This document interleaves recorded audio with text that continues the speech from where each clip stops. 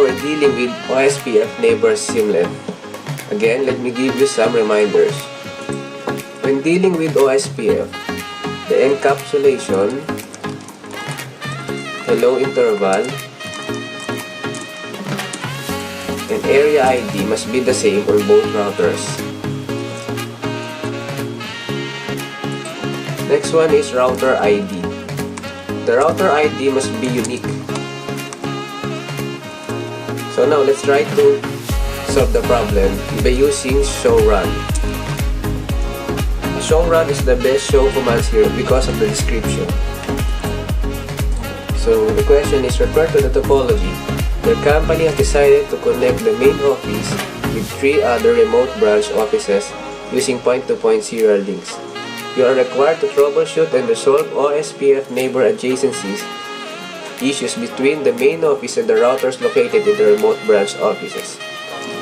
So now let's take a look at our topology.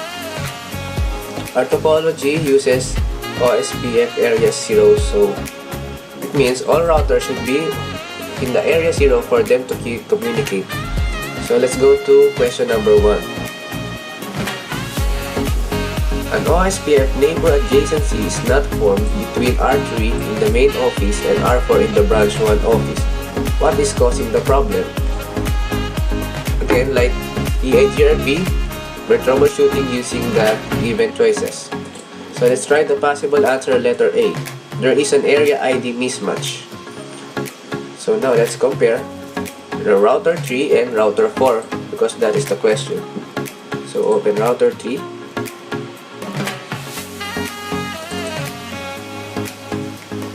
And then open router 4 to compare them. Okay, now when router 3 and router 4 is already open, just type show run. Again, this is the best show commands you can use in troubleshooting. So, space. So now as you can see, we're on router 3. So let's find the description connected to router 4. So this is the interface serial 1. As you can see, the description is connected to branch 4. So this is the serial link in order to R3 to connect to R4. So now let's find R4 connected to R3. So this is the serial 10 again. So now let's check if the area ID is the same. So the area ID of R3 is in area 0, as you can see right here. So let's check on router 4. The area ID is area 2. Now you can see that there is an area ID mismatch, so the letter A is the answer. So now let's try letter B. There is a layer 2 issue and an encapsulation mismatch on serial links. So again, let's check router 3. This is again connected to router 4. Router 4 connected to router 3. So let's check the encapsulation. Router 3 uses encapsulation PPP and router 4 uses encapsulation PPP. So right now, the scenario is not mismatch on encapsulation. So again, if you see a scenario like this, again let's check. Router 3 is using encapsulation PPP again to connect to R4 and R4. So right now, as you can see, there is no encapsulation configured. So the default encapsulation is HDLC. So router 3 is using encapsulation PPP and router 4 is using encapsulation HDLC. So there is an encapsulation mismatch. So in this scenario, the letter B is the correct answer. So now let's check the possible answer, letter C. It says here there is an OSPF hello and dead interval mismatch. So let's check router 3 and router 4. Again, the connection between them, router 3 to router 4. And let me show run. Router plus 1 router 4 to router 3. So here again, there is no configured hello and dead interval mismatch to both of them. So they are configured the default. And the default hello and dead interval is 10. So take a look at this scenario. Now, router 3 is using a hello interval of 30 while router 4 is using the default. So 30 and 10 is not the same, so they are having a hello interval mismatch. So the answer will be letter C in this scenario. So now, let's try to look for the possible answer, letter D. The router 3, router ID is configured on router 4. So let's check. Router 3 and router 4. So router 3, you can see the router ID here in router 3. Router ID 192.168.3.3. So let's check on router 4. Now we can see that router ID in router 4 is not configured. So if the router ID is not configured, the router uses the highest loopback IP address as his router ID. So let's check the highest loopback. So we only have loopback 0, so this uses 192.168.4.4 router ID. So let's verify. You can verify it by using show IP protocols to verify. So now we can see that the router 4 uses router ID 192.168.4.4, same as the loopback, the highest loopback we have. So this is the only loopback we have. So IP address 192.168.4.4.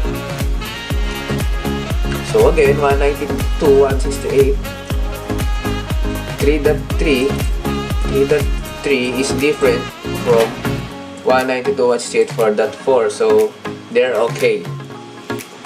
So the letter D is not the answer. So now in this scenario, again, router 3 uses 192.168.3.3 as router ID. And now let's look at router 4. The router 4 now uses 192.168.3.3. So they are using the same ID. Again, as I said, the router ID must be unique. So now there is an error between them. So now let's go to question number 2. Question number 2. An OSPF neighbor adjacency is not formed between R3 in the main office and router 5 in branch 2 office. What is causing the problem? So again, let's check. There is an area ID mismatch between router 3 and router 5. So let's open router 3 and router 5. Router 3, router 5. So let's go. Let's do show run on both routers.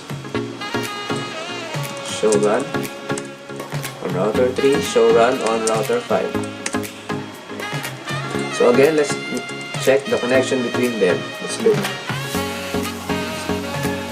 Router 3 to router 5. So these are the connection. Serial 1, 1. So let's check router 5 to router 3. So this is the connection.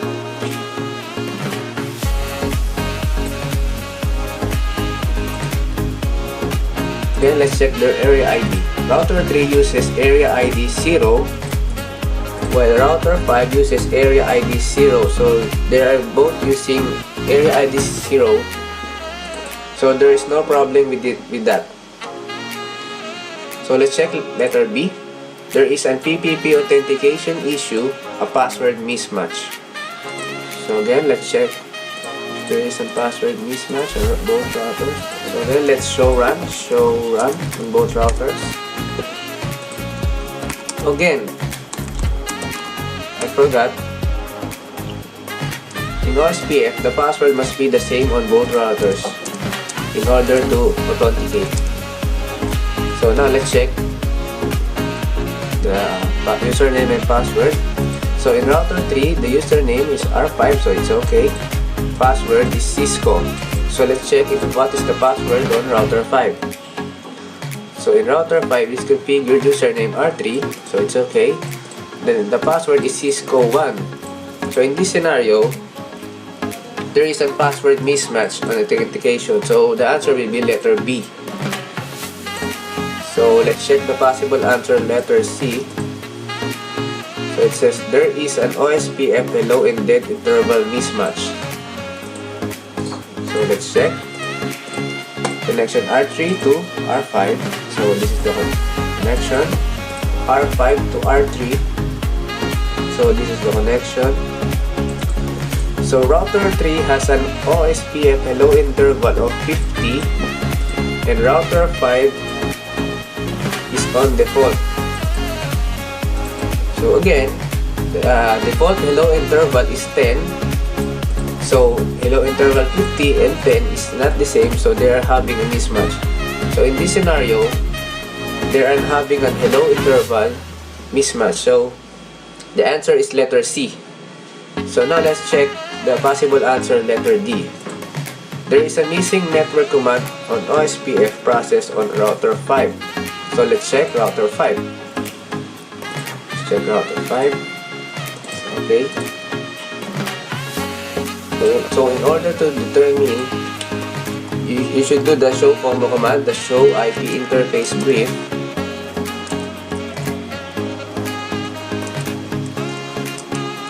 And show IP protocol command. So again, all the IP address in show IP interface brief must be on the right routing interface configured in area 0. So let's check. As you can see, it advertised the interface. So it's just okay, it's all the same. So again, let's check. The loopback 0 is advertised. So this is the loopback 0, 192.168. So it's okay, it's working. The fast Ethernet 01 is not assigned, so there's no need to advertise it. The serial 10, 10.10.240.6, so it must be advertised. So serial 10 is advertised, so it's okay. So fast Ethernet 00, 172.16.14.1, so it is advertised here, so it's okay. So that is not the answer. So now let's go to question number 3.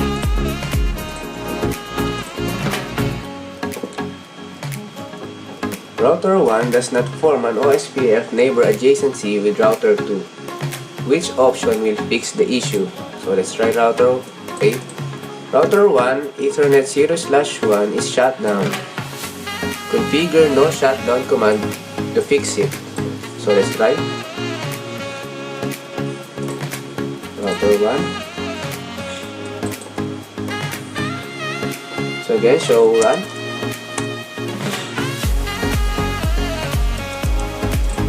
So let's do it.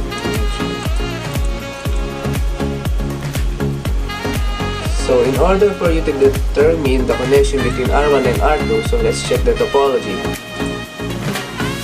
As you can see, router 1 and router 2 is not directly connected to each other. And they are both connected to switch 1. So the connection is between them is switch 1. So again, open the router. So let's find, so this is the switch. So let's look at router 2. Type show run. Compare.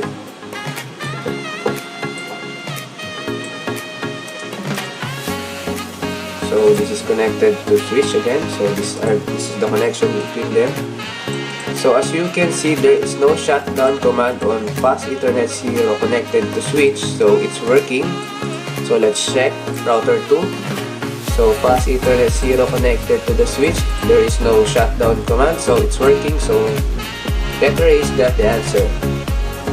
So if you see this scenario like this one, router 1 now has been configured in shutdown command. So if you see this scenario, the answer will be letter A. So now let's check the possible answer, letter B.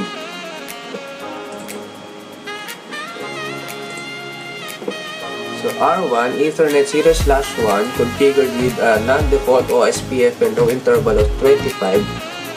So to solve the issue, configure no IP OSPF hello dead interval 25. So let's check.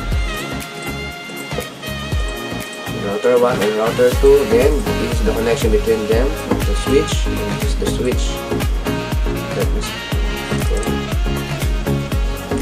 So router 1 is configured an OSPF hello interval of 25, while router 2 is configured as default, and again the default is 10, so 25 and 10 is not the same, so they are having an hello interval mismatch. So this is the answer. So now let's check the possible answer, letter C. Router 2 Ethernet 0/1 and R3 0/0 are configured with the non-default OSPF hello interval. So to solve the issue, configure no IP OSPF hello interval 25. As you can see, in this scenario, they are talking about router 2 and router 3, but we're solving between router 1s and router 2. So now we can conclude that this is not the answer. So let's go to possible answer, letter D. Enable OSPF for router 1, Ethernet 0/1, configure IP OSPF 1 area 0 command under Ethernet 0/1. So let's check if they are having area ID mismatch. So router 1 uses area 0 and router 2 uses area 0. So there's no need to configure area 0 again because they are using area 0. So now let's move to question number 4.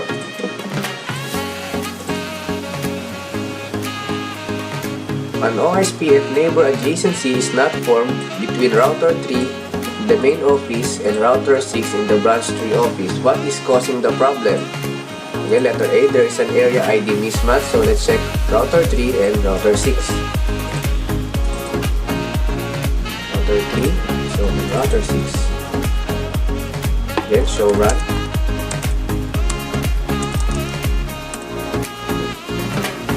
Show run on router 3.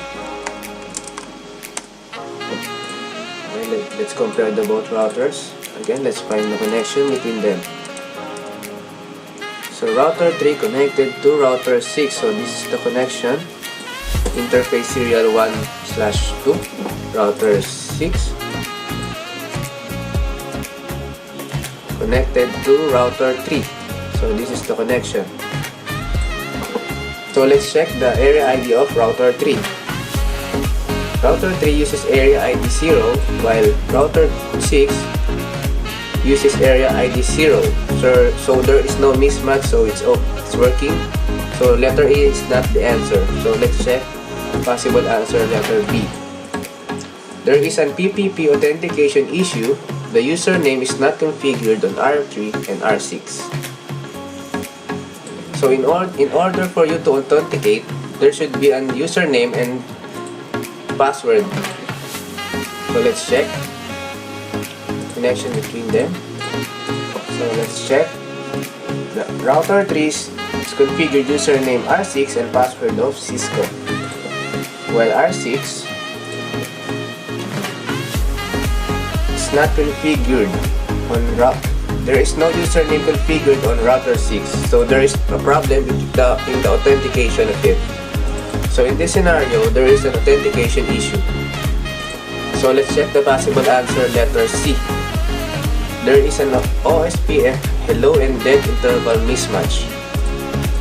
So go to router 3, router 6, and look for the connection between them. So router 3 to router 6, and router 6 to router 3.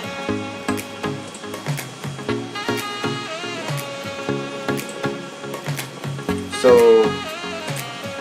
router 3 is configured as default hello and dead interval, so it's 10.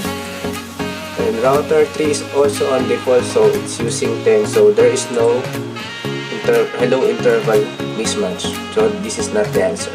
So let's check the possible answer, letter D. The router 3 router ID is configured on router 6. So let's check router 3, router 6. You can find the router ID the lower part.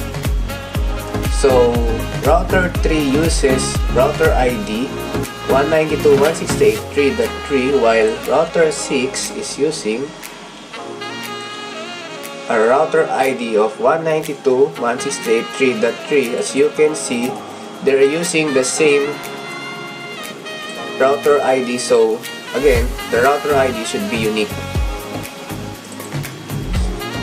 So I hope that is informative for you, and thank you for watching.